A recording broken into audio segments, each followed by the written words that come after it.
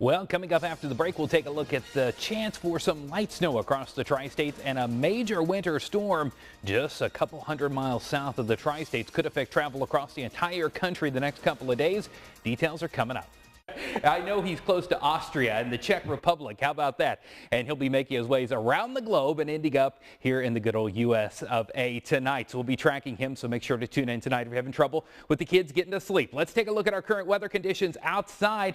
Light snow for us here in the tri-states. Some flurry activity today. Nothing really to write home about, but we could see a dusting across the region just based on some of the radar activity out there. So we'll call for that. A winter storm just down to our south we're going to take a look at, and of course safe travel means taking extra time, whether you're here in the tri-states or if you're heading to the south. Take a look at this. When I say the south, I'm talking just south of St. Louis County. That's where this all begins. A winter storm watch out for those folks. You get down to about St. James, Missouri, down through Cape Girardeau, and you have a blizzard watch that's in effect.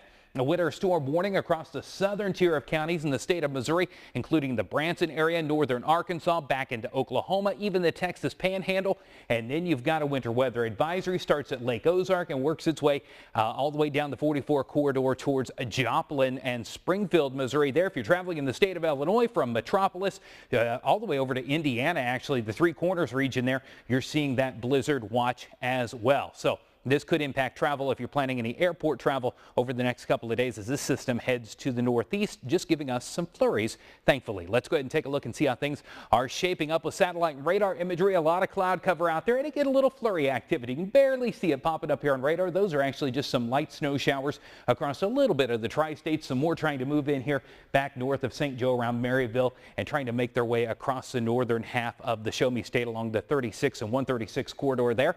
Currently, temperature-wise, cold air trying to filter down to the Midwest. It's going to make it here over the next couple of days. It's 20 in Macomb and Quincy, 21 in Keokuk, 23 in Hannibal right now, and 23 in Pittsfield. Add the wind on top of things, brings us down to 8 in Macomb, 7 in Quincy, 12 in Keokuk, 14 in Hannibal, 11 Kirksville, 13 in Pittsfield, and Jacksonville at 12 degrees. These numbers are going to continue to fall, especially tomorrow afternoon. It's going to get windy out there. 30-mile-per-hour north winds not out of the question as this low-pressure system that's still down here in the Texas Panhandle makes its way across to Oklahoma, southern Missouri, northern Arkansas, and southern Illinois before it makes its way into Indiana and the Ohio Valley. Again, we're on the northern track of this. This little bit of snow here across Omaha stretching back into the extreme corner of Missouri. That's why I'm putting the flurries and light snow in the forecast tonight and tomorrow morning. It's probably going to dissipate as it comes toward us and just be those flurries we saw today. That's not associated with the big winter storm that's going to cause problems to the south. Tonight, 17, some light snow and flurries out there. The wind picks up just a little. Tomorrow, northeast winds at 12 to 24 miles per hour, 28 for a high, cloudy and flurries out there across the region. Tomorrow night, 17 for a low, north winds at 15 to 30 miles per hour. It's going to be chilly tomorrow night. Then as you look at Wednesday, 26 for a high, 15 for a low. Going to remain windy on Wednesday as well. Thursday, some sunshine, 31 and 21. And how about the rest of the forecast? Another chance of wintry weather on Friday into Saturday. But again, it does not look like the main track of that storm is going to hit the tri-states. But we're putting in that 30 to 40% chance of winter weather nonetheless. And we'll be watching to see what happens. I know a lot of holiday tournaments going on this weekend. So Ross and Chris will be interested, as will a lot of you, into that forecast. So if you're planning travel tomorrow night, or Wednesday, to the south, all the way to Texas.